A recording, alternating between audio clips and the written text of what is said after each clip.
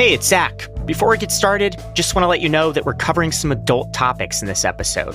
If you're listening with kids, you might want to skip this one. All right, on with the show.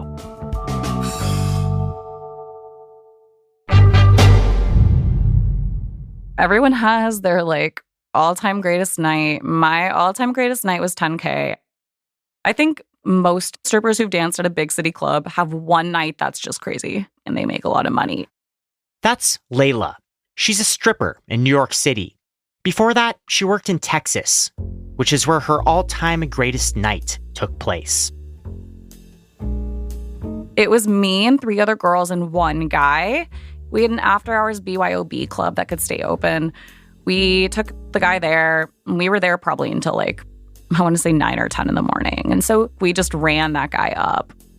That night was an outlier for Layla. But the possibility of that kind of windfall is part of the allure for women who go into exotic dancing. And although $10,000 nights are rare, strippers can still do pretty well on a regular basis. I would say the average night when things are good, I think for me is around $800 to $1,000. An average that I aim for is $500. If I make $500, I'm happy. Performers like Layla are almost always independent contractors. In a lot of ways, stripping is like any other form of self-employment. There are overhead costs, seasonal trends, sales tactics, and a constant adjustment to what the market demands. This is actually, I feel like, the greatest danger to the future of strip clubs. The demographic that is becoming middle-aged wants something different. For the Freakonomics Radio Network, this is the economics of everyday things. I'm Zachary Crockett. Today, strippers. Like many of her colleagues, Layla started dancing in college. She was 21 years old at the time, she had friends who were already dancing, and it seemed like a good way to make some money. At first, she thought she'd only be doing it for a little while. I didn't really think about it a lot when I started. And then I kind of just couldn't find what I wanted to do after, and so I started dancing full time. And then the pandemic happened, and I applied to grad school, and I just kind of continued dancing because I was used to it, and it's a great job to have when you're in school. Stripping works well for students because the hours are typically pretty flexible. You choose when you work. Some clubs do have a schedule, but that's pretty rare. You're an independent contractor. You just show up. But most strippers aren't graduate students, and the work has advantages for them, too. I would say 80% of the girls are not, like me. They have a very different socioeconomic background. A lot of them are not citizens. And with dancing, there's not as much regulation. You need a social security card. But some clubs, you can dance even if your immigration status isn't solid. You need to live, and dancing can allow for that. At many clubs, the one thing you need to do to dance is pass an audition. They ask you basic questions about whether you've danced before, how long you've been dancing, do you live in the city, and then, they just kind of want you to go on stage and get naked. Sometimes they just ask you to work a night, and then at the end, they'll tell you whether you stay or not. Usually, they just make you go on a little stage. You do half a dance. The manager says yes or no. Layla has danced at clubs in Austin, Houston, and Manhattan, and she says the financial arrangements have been pretty similar in each place. When we enter the club, we have a house fee. That can vary. It's dependent on the time you enter the club. The house fee is the equivalent of a hairdresser renting a chair at a salon. They need a place to work, and strip clubs have a stage. Or, as it's called in the industry, a floor. The floor includes stage money, which is how the average person, I think, assumes strippers make money. Just people throwing money if you do tricks. In the club, the floor is more of a marketing tactic than a big moneymaker. The majority of a stripper's earnings are made off the stage. Lap dances. They're all cash, and you keep all of it. And then there's the VIP champagne room.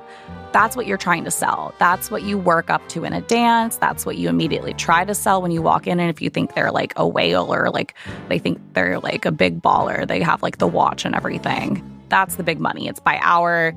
It can range. There are half-hour rooms that are like $300. And then the hourly rooms, like the big rooms, are usually like $500. In a room, you also want to sell a bottle because some clubs do give you a cut of the bottle sales if the champagne is worth enough money. So you have an incentive, and then you get a tip on top of that. Illegal activity has been known to happen in the back rooms of some clubs. I'm not saying I've done it. I'm not saying it happens in my club, but that's where the stereotype of doing coke in a strip club comes off. You know, like a bunch of finance dudes will get a back room with a bunch of girls, do a bunch of coke. The girls kind of just like hang out, get naked, get lines done off of them. After the customers have paid up, the club takes around 15 to 20% of the room charge. The stripper keeps the rest, but she's also expected to share some of her nightly earnings with other workers in the club. Some clubs, you have a tip out fee. So in order to leave, you have to pay the club. Some clubs want you to tip out the house mom, which is the lady who like manages the locker room. They want you to tip out the management or the DJ. Those are all additional sums to your house fee when you enter or exit, depending on the club. So you give the club a lot of money and everything else we keep. Coupled with the house fee, all of these payouts mean that on a bad night, a stripper might end up losing money to the club. There are nights where you can leave negative. If bodies are not entering the club, you're not making money. I have worked at one club where in total, I pay $200 to work there between all the fees. So, you know, you're already negative $200. And like, there's a lot of girls working. Like, let's say 80 girls show up. It's a Friday night. You know, there's just not enough bodies in the room for you to sometimes make enough money to break even. Especially if it's a slow season or, you know, customers feel your vibe as well because the big money is one-on-one. If you don't have good energy, it's very difficult to make money. Strippers also have overhead costs, and many of those costs have to do with their appearance. A lot of that has to do with hair. A lot of girls wear wigs. A lot of girls go blonde. I have hair extensions and I have naturally curly hair. And so I straighten my hair a lot of times because it makes you more palatable. You want to look like what's popular. And so you get plastic surgery. I've had a boob job. Most girls get boob jobs. Guys want boobs. Guys want an ass. All that surgery isn't cheap. The average cost of a breast augmentation is nearly $5,000.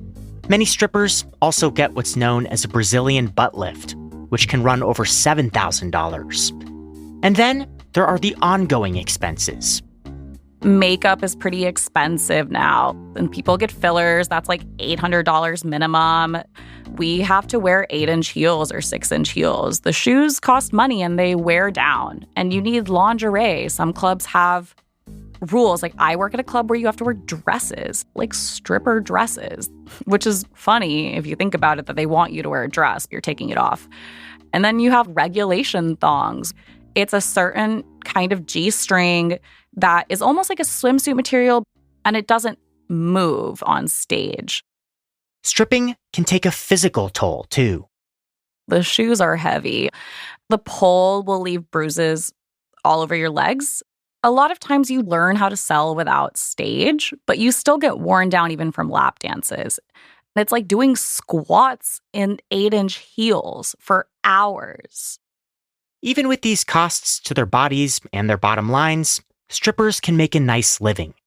Nicer than in a lot of other industries.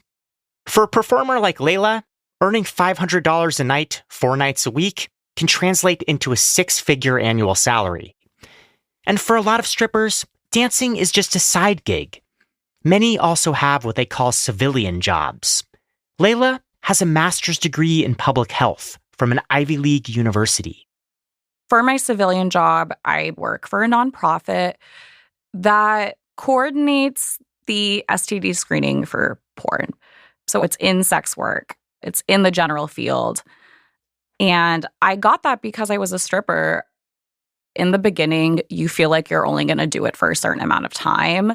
And so you kind of are like, oh, I'm not going to do this like past 30. But the money with dancing is a rush. It's an adrenaline rush. So girls will try other things and then eventually come back. I still dance as a primary source of my income. I'm very aware that I will not make as much money in public health. I'm grateful I have a job that allows me to make enough money, and I save and I invest. Layla says her experience as a stripper has been mostly positive, but the job does have its risks. Bad things have happened to everybody in the club. I don't think anybody has had a career where something bad has not happened. It's just a risk of the job that you're in a back room with a drunk guy alone, and like it's a closed door, and a guy is bigger than you, and you're both inebriated sometimes. You don't even sometimes want to tell management because you don't know if you're going to be blamed.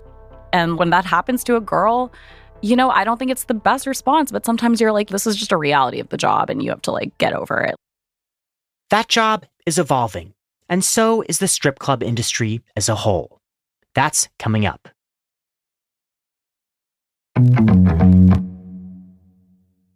Striptease has a long history.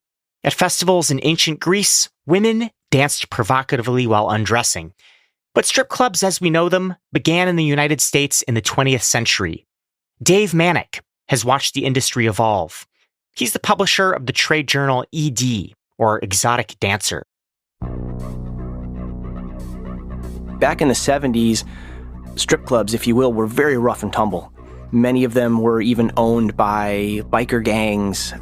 They were the kind of place that you probably would go in a trench coat and a hat because you were scared to be seen going in. And then right around the mid-'80s, what you had was this movement towards the upscale adult nightclub. Many strip clubs began to feel more like any other nightclub. There are dancers there, but that's not the primary focus. And the idea was we want to elevate the way that not only the industry operates, but the way we're perceived by the outside world. You want to attract a wider clientele. And you've also seen a movement over the past 20 years or so of women, couples, going to adult nightclubs. As clientele has expanded, strippers have sharpened their skills. If they want to take home a few $100s each night, they need to target the right patrons. There's a saying that it only takes one, and it's an odds game. You want to go up to as many people as you can because that betters your odds of somebody wanting you.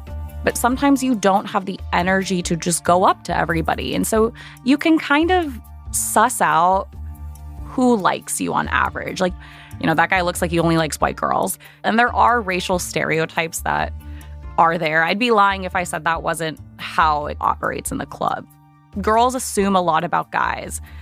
And if you don't have the energy to just go up to everybody, you're going to want to stereotype, which is unfortunate. They do it to us, so it's an equalizer in a way. Guys are like, oh, I just want a blonde. And you can tell when a guy wants a blonde. There's a look. As with other live entertainment venues, the pandemic took a toll on strip clubs and the people who work in them. Manick estimates that around 200 clubs shut down during the pandemic and never reopened. He says around 1,800 now remain in business in the U.S. Faced with an aging customer base, many of these establishments are wondering what today's young men want from a strip club. That is the million-dollar question as far as what is going to bring the 20-somethings into the clubs. That's a whole generation of people that aren't used to human-to-human interaction. I'm not saying no 20-year-olds go to strip clubs, but I'm saying that that's a generation that you're going to have to look at them differently as customers. Those potential customers have gotten used to online platforms like OnlyFans, where adult performers offer videos, live streams, and personalized text chats for a fee. COVID changed the dynamic for the adult nightclub industry because you have customers that couldn't go to clubs. So they got used to whatever interaction they would typically have with an entertainer. They started to have that interaction on OnlyFans. Some strippers set up OnlyFans accounts when the clubs were closed, and a few of them have earned big money, catering to tens of thousands of fans at once. Layla was an early adopter, but she thinks the site's impact is limited. I think people overestimate the effect of OnlyFans on stripping.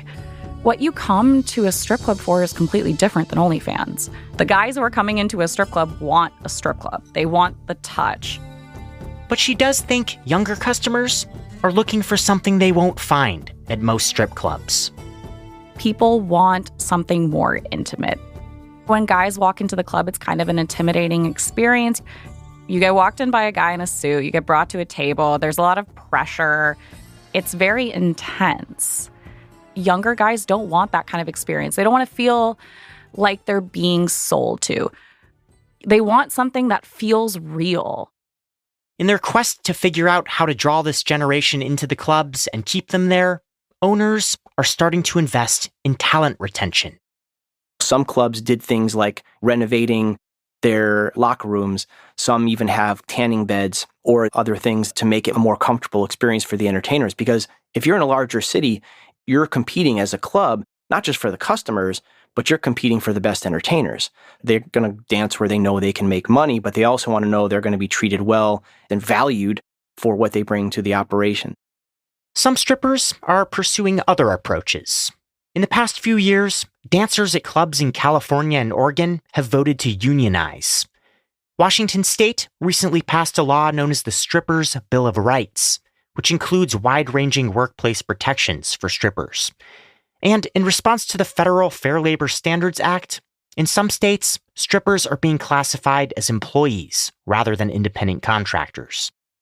But neither Manik nor Layla believes these developments will lead to industry-wide change. And dancers are in a tough position because the number of places they can work is getting smaller. Cities and municipalities for years have done everything they can, for the most part, to close clubs down or keep them from opening. They're just not looked at as a desirable business. As a result of zoning laws and other regulations, it can be difficult, if not impossible, to open a new strip club. Manik says that isn't necessarily a bad thing.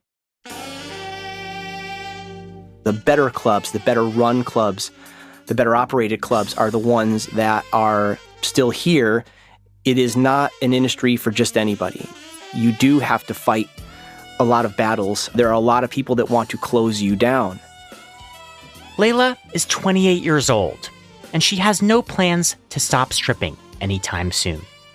I would retire, when I feel like I'm in a place to. Right now, I am working less compared to how I did when I was younger. That's kind of common. You have to pace yourself to last in it. Because that's kind of how girls burn out younger, is that they just party through it. You get better at the job. The way I work now is smarter, and I think the clientele that I have is better. You adjust as you get older if you want to survive. For the Economics of Everyday Things, I'm Zachary Crockett. This episode was produced by Julie Canfer and Sarah Lilly and mixed by Jeremy Johnston. We had help from Daniel Moritz-Rapson. We found Layla through her very funny Twitter feed. My Twitter handle is Botticelli Bimbo. Thanks for listening. I enjoy being mansplained about stocks. You're drunk in the club telling me all this insider trading information? Thank you.